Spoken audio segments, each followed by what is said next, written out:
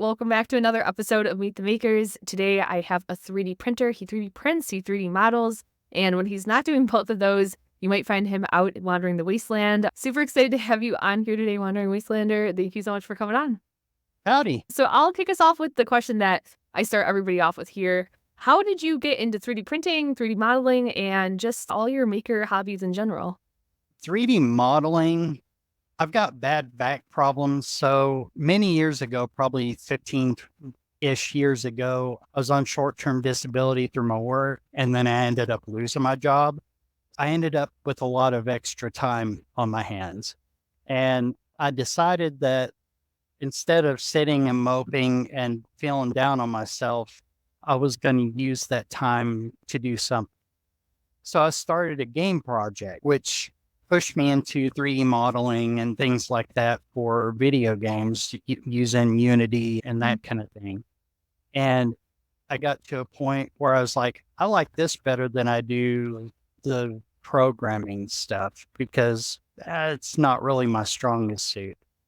But fast forward to now, as far as getting the 3D printer, as soon as the technology started coming down in price, and this has been many years ago, I knew I wanted one. And I knew that I wanted one because of the fact that I'm like, as soon as I get one, I'm going to be full throttle. There's not going to be any like, hey, this is something I know I'm already interested in it because I've been 3D modeling and stuff for a while. And I lost a lot of my game project stuff. It took the air out of me. But now that I've got the printers, it gives me a chance to actually take those 3D models, turn them into something tangible. And here we are. Of course, I do other stuff like the resin pour kind of things like dice and things like that I haven't done a whole lot of videos and stuff on electronics. Really, I delve into a lot of stuff. I actually didn't know that you had a background in doing some game stuff. And one of your files that comes to mind for me was actually one of the first files that I saw you post on Sculpt, that you had a Mothman file. And the way that you had displayed it on there, I don't see a lot of modelers do this, but it had almost been this like beautifully lit scene. And I don't know if like your background and maybe like doing game stuff fed into how you presented that model on there, but I remember seeing it. And for people who aren't familiar with what I'm talking about, it's on Cults 3D, but really it was just the way it was presented was so beautiful. Did you feel like that skill set from the gaming side of things translated into your skills when you started doing the modeling for the 3D printing side? Absolutely. And I know exactly what model you're talking about. It'd be the pole dancer Mothman, I'm guessing. So, yeah, a lot of that was me learning Nomad and getting into that particular program, even though I know how to do things in other programs. It's a little different.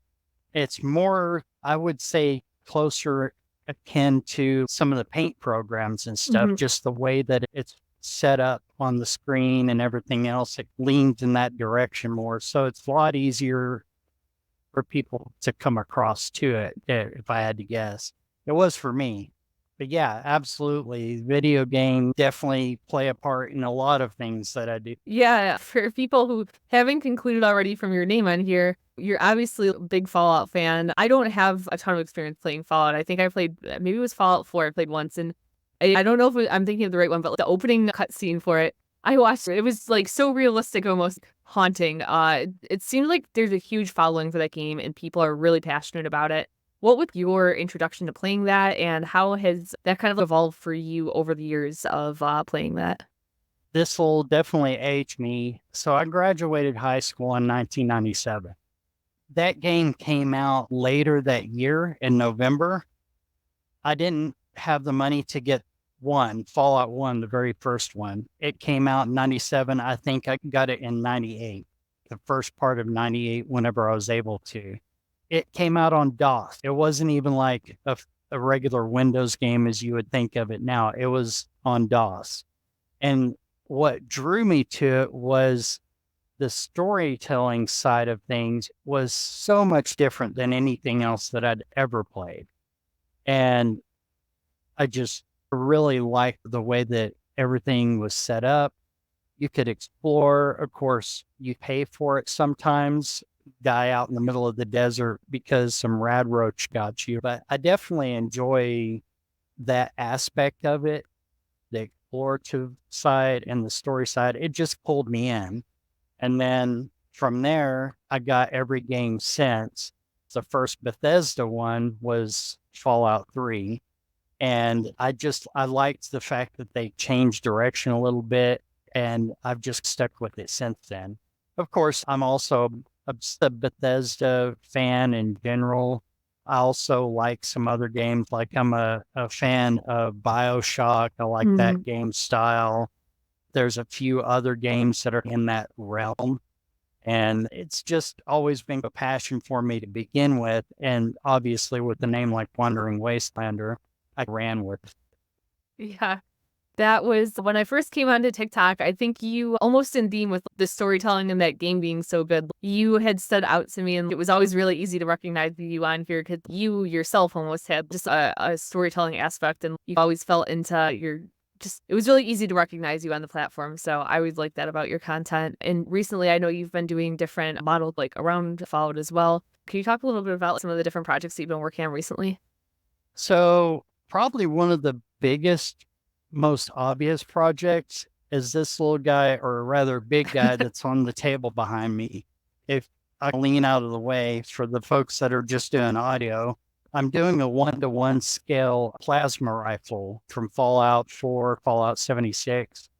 It's a commission for a friend, and it's going to be fully lit. It's going to have sounds. I mean, I'm going all out on it, and I've been working on it since March, and just different things have slowed me down. I lost my job, just printers giving me problems. There's always something when Yeah. you're a project creator and you're making things, there's always something that's going to put a little bit of a wrench in the proverbial, I don't know how to word that best, throw a wrench in the whole process. Yeah. Another model that I'll probably be releasing here pretty soon, I'm working on a retro TV switch stand. Oh, yeah. I've also got a mimic dice tower that's also a dice drawer and pencil holder. That thing is massive. I've actually pulled the size down a little bit because I had somebody else in the community print one for me because at the time my printers was down. And yeah, big is an understatement. Let me adjust that some. But I'm always working on something right now, non-printing projects. As far as design goes, I'm working on some stuff from my portfolio because I am applying for some game dev positions for like 3D modeling, character design, things of that nature. Pretty much just seeing what'll stick, as well as just I may end up having to just take a regular job until something comes along, but Yeah. always something.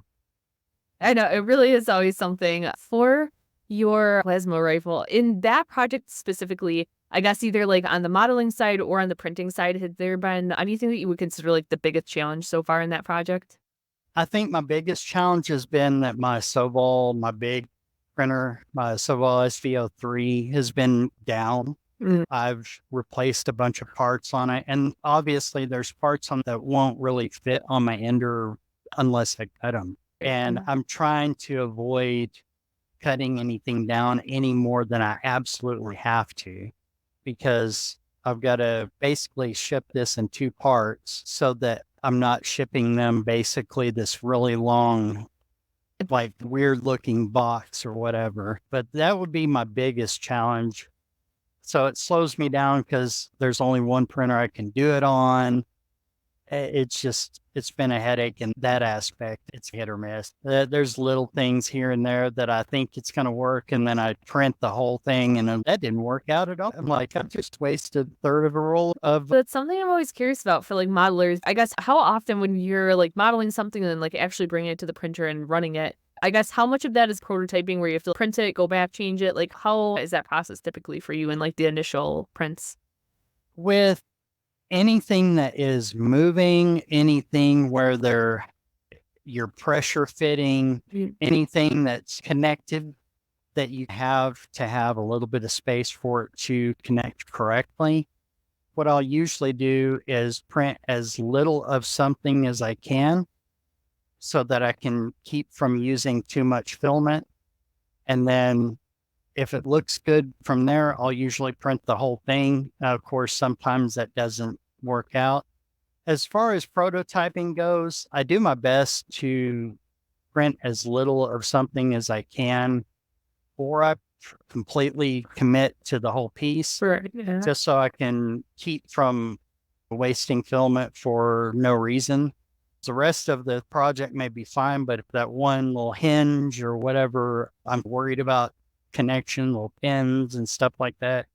If that one part doesn't fit, then I've just wasted, who knows how much filament for that project. I would say I don't have my printers super dialed in, so my tolerances is always something I struggle with. And I oftentimes will be doing a larger print where, like you said, they either have to, the pieces fit together or they need to be like pretty, the seams have to go together, things like that. And it's so often that I'll get them both pieces printed out and then they just don't quite fit together. However, I will say I have not tried this, but I saw an interesting video the other day of somebody, they had two pieces, they weren't quite fitting together just quite right. And they had put one of them in boiling water and then pressure fit them together so it could have a little bit of bend. So I've never seen somebody do that before, but I thought that was actually really clever. What I'll usually do if I'm going to do something like that is I'll take my little torch at a distance and heat it up just enough to where the plastic is just a little, I don't want to melt it, obviously, because then you get it stuck and it's not a great thing, but that's the same idea as boiling the part.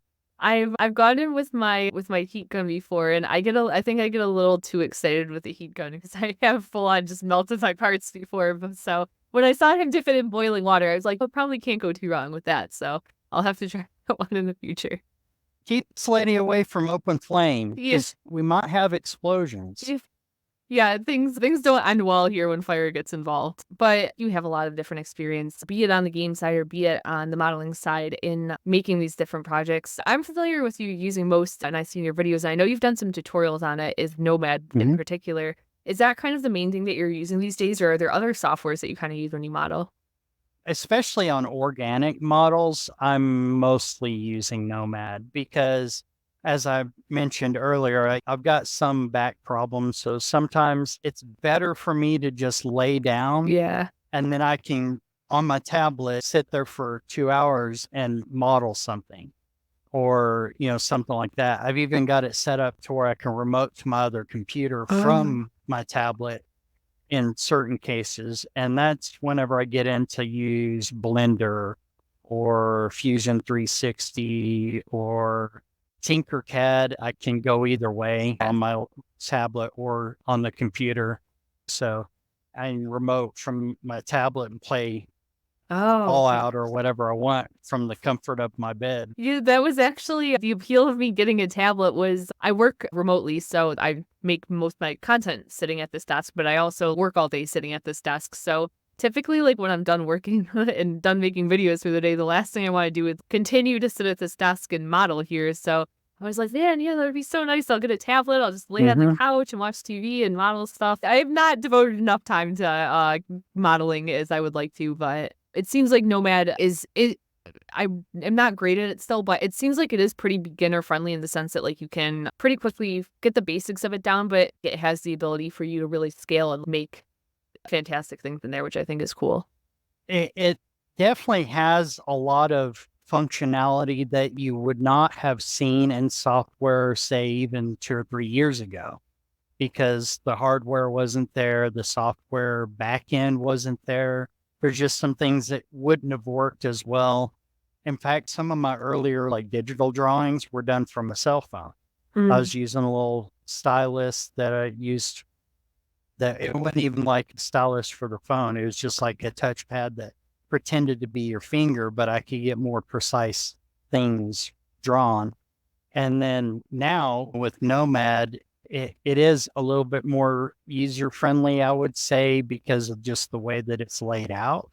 But there are a lot of functions in there that you can make some pretty interesting scenes, pretty interesting looking stuff. Like I did a campfire scene and added it to my art station. Of course, Nomad doesn't have what they call volumetric simulation. So fire, smoke, that kind of stuff, water.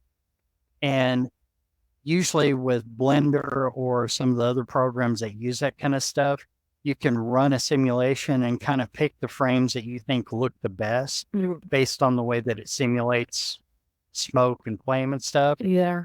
But with Nomad, it didn't have that. So you're stuck with using tricks of light, tricks of material, changing the material to more of a translucent material so that put the light inside of it and it catches the colors. And if you have multiple like objects that are different colors, but they're the same object, just different sizes and twisted and stuff, it actually makes it look more realistic. So you can get an effect that's similar. It is still limited, but there are a lot of things that a lot of folks don't really utilize within that program.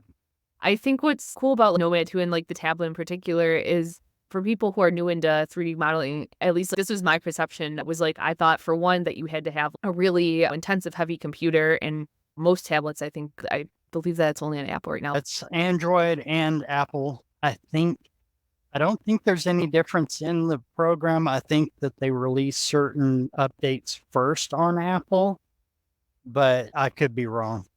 That's good to, I guess, for anybody listening who wants to get into Nomad, I guess it doesn't matter what type of tablet you want. The other thing that had surprised me about Nomad was the cost. I think when I bought it, I think it like incrementally maybe goes up, but I think it was about like $14 or $16 when I had bought it, which again, I come from Adobe and I'm used to paying like a decently high subscription cost per month. So I was pleasantly surprised to see that it was like just a one-time fee and it's like pretty affordable software. So I thought that was cool too.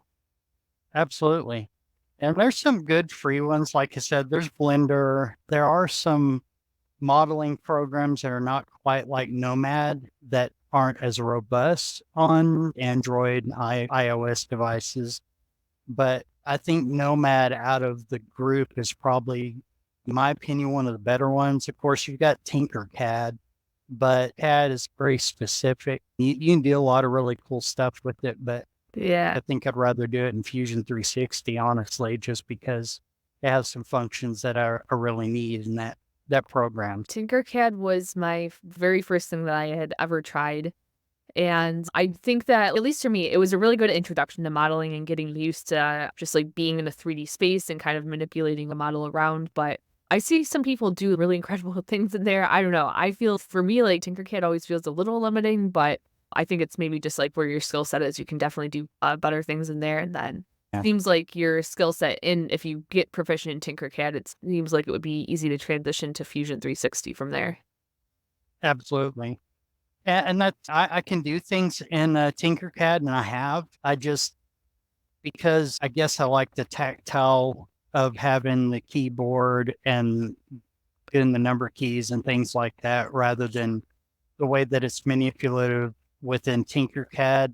Whereas with Nomad, it's designed for that interface, for the touch kind of interface. It feels like it's more fluid. Yeah, I agree. I think it's, again, it will depend if you're looking to make something that's a little more organic or if you're looking to make something that's like a little more on the functional side. But for those organic style pieces, I think Nomad, at least to me, it seems like you said, having that tactile feedback is helpful and just getting going with that. Transitioning off of the modeling side and going into one of the other things that I know you do these stickers that you make.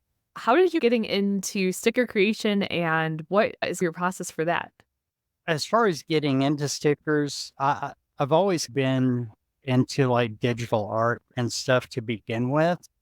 And I started messing around with that style of thing whenever I started Twitch streaming several years back. I'm even an affiliate with Twitch, but it's been like a year since I've streamed. So yeah, I got into it mainly to make and things like that, like the little screen surrounds, some of that kind of cool stuff. And I decided, you know what, I want to make some stickers with some of these. And I went in that direction. I've got a video up kind of showing a little bit of how I make the stickers, where you take a vinyl sticker sheet, you print it, and then I use a Cricut machine. Of course, you can do it with any cutter, but yeah, I'll put a laminate on top, and then that way it kind of seals the sticker in, and then cut it. and voila, you've got a sticker. And I've started playing around with some glitter vinyl and some other kinds, Oh. not just the plain white, so that I can have some of that show through on certain stickers. Seeing one of my stickers on something of yours or on anybody's, really, it's a neat experience, honestly, because looking like that's hundreds of miles away or thousands or whatever. It's just kind Yeah. of neat to see that kind of thing happen. And I appreciate you ordering those from me. Really, anytime I get a sticker or anything like that order, I obviously I take a lot of time to make sure that they're done right. Yeah, on the flip side of that, it's been cool. Sometimes people can see it in the videos, but I have your sticker right back here on my printer, but then slowly I've been adding to the collection. I have one of Ray Sussman's stickers on my printer as well, and I hope over time for the entire printer to just be covered in different makers' stickers. I am a big fan of having stuff like that. Yeah, it's been cool on both fronts. And to piggyback off that, I know that you were using the Cricut for, then that is another one. There's an endless list of machines I would love to have in my office to just play around with and make different stuff with. But it seems that's, at least in terms of being able to make stickers and signs and all kinds of that stuff, that's a machine that's higher up on my list right now. Yeah, they're pretty neat machines. If you're doing just individual stickers, they have the smaller Cricut, and I think their rival company, I can't remember the name of that one, but they have something similar. And I found out the other day that they have like the coffee cup press and things like that where you can make Oh, coffee yeah. cups that are neat.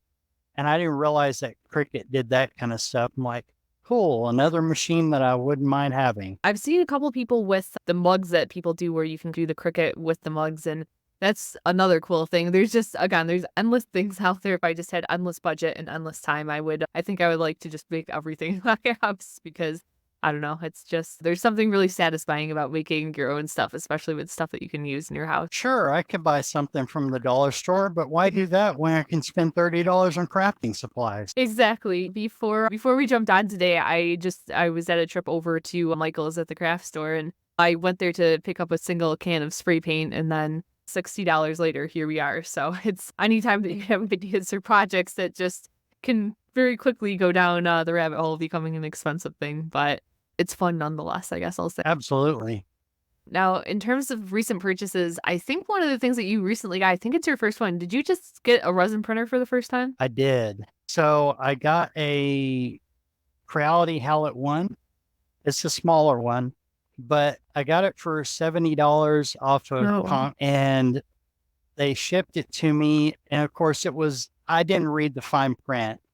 It was a used return and it wasn't like an inspected model. So as they put it on their site, basically there may be some minor parts missing. The print bed was missing off of the screen. That's not a minor part. So Yeah.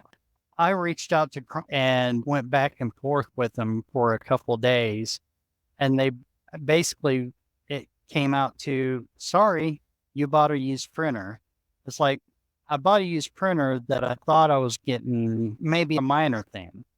So a month later, I got one from China. I ordered one off of the press, got it in. In fact, Akuma Mod sent me a milliliter bottle of resin, and I've been a little busy. I printed this little guy, which is Sentry Bot from Fallout. And then I just got through printing this one. Nice. Also, I'm going through the robots of Fallout in this. And I don't know if you can see it up in the corner over here, but that is I don't want to move it because I'll break or fall apart. It's a Cogsworth from Fallout 4, Oh, okay. basically. It's one of the iBots. Now, coming from somebody who's done FDM for basically since you've had printers, would you say, because I'm always on the fence about getting a resin printer, would you say it's worth having it now that you have it? And do you like printing with it so far? I absolutely do. In fact, I wish I had one with a bigger build area. Yeah. Because there are things that I want to print that there's not quite enough space on there. Yeah. So I have that. Of course, the cost of resin, but I've had less failures from Mm. my resin printer. Of course, you have to take some safety precautions and things like that. And the resin doesn't smell the greatest. I use natured alcohol based Okay. on what I've seen Akuma mods use. He's given me some direction to help me tune everything in. But yeah, I've got my own little makeshift like curing station and cleanup station and all that kind of stuff. So I'm definitely all in at this point. Yeah, it's Kuma's. I couldn't think of a better person to go to for advice on resin printing, but yeah, just like the detail that you can get with resin is something that always makes me just a little curious to get into it. So I might have to follow suit with you now, and I might have to go and get one Just don't get it from Congrow because you might get one without a build without a plate. build plate. Although I will say have a tiny, it's the Snapmaker 3-in-1 original. I had bought it off of OfferUp, and I guess shame on me for not checking, but I had picked up the box and everything looked good. They had like the original box, everything I thought was inside, and it was actually missing the power cable. So I had to get a power cable secondhand for that. Now for you, again, we talked about, so you have your models that you work on. Now you're on the resin side of things. You do stickers. Are there any other big projects or different types of projects that you have coming up in the near future that you're excited about? I'm probably be doing a couple minor paint projects, like some mini type of things. I've done minis before, but it's been a while. I'm about to be doing a lot of painting on that plasma rifle, just like I did that wood finish on the stock. Mm, It came out pretty good. It looks like wood. yeah, that came out beautiful. And Do you have yeah, experience painting textures like that? Because it looks like real wood how you had painted it. not so much painting like on physical objects, but doing a lot of the digital art and stuff. You get good at smoothing and things. And of course, I have to find the real world equivalents of some of the brushes they use. But it was that I think that helps Yeah. the fact that I've done that. Now, I have done things similar in the past, but not anything like that specifically. Yeah, that came out amazing. I remember seeing the first video of it, and you couldn't fool me. At least on video, it looks like it's actual wood, so that's pretty cool. But one of the things you said in there that I guess I never had thought of is like maybe your skills in like a digital realm of working in Nomad or working somewhere else, translating into the real world, which that's cool. And I guess something that I wouldn't have thought of in terms of those skills translating so well. Yeah, if you really think about it, especially like drawing, you're using the same muscles and the same things. You're just doing it in a digital medium. Now, of course, there's not a back button. You can't control Z your way out of a smudge or Yeah. something like that. So a lot of times whenever I'm painting something, I purposefully try not to go back if I can avoid it, Mhm. just so that I'm not in that habit of trying my brain Right. thinking that way whenever I do paint something outside of a digital realm. Now, thank goodness that on some of my finished products in digital, I can do that, but I try to avoid it whenever I can. I rely way too heavily on the back button to the point where I'll be a nomad and I'll be sculpting something and it's not just looking quite right. I'm like, back up to the beginning. And when I do it, I go back and forth like 20 times. It's honestly probably a good piece of advice is to not rely on that control Z as much as I do. So I like that tip. I really appreciate you taking the time to talk us through your projects that you have going on, all the different things that you work on today. For people who don't currently follow you or would be interested in checking out some of your different work and some of your different commissions that you're doing right now, where can people find you online? I'm on of course, as a Wandering Wastelander. I'm on Twitter as Wandering Waste One, and pretty much there it's a combination of either one of those on most platforms. If you find me on any of those, I've got my Beacons AI link on all of that. If you find one, you can find me on pretty much everything. Yeah, you've Yeah. got one of the most sophisticated link trees that I've ever seen. They can definitely find you on various places if they find you there. I purposely went through and revamped my stuff because I want it to be like a menu so that it's condensed. I've got people that do games and do some gaming content, some 3D printing content, just some random me being a silly guy content. I've got all these things that kind of come together, and sometimes it's hard to figure out where to put them. Yeah. So having that's why I went to Beacons AI, is so that I had that menu drop downs, Mhm. so that if you came for 3D printing, great. Here's a menu for that. If you came to buy something from me, first link on the thing or second link the thing, and so on. Awesome. Again, I appreciate you coming on here. I appreciate you taking the time out of your day to talk to us today. And with that said, that is Meet the Makers.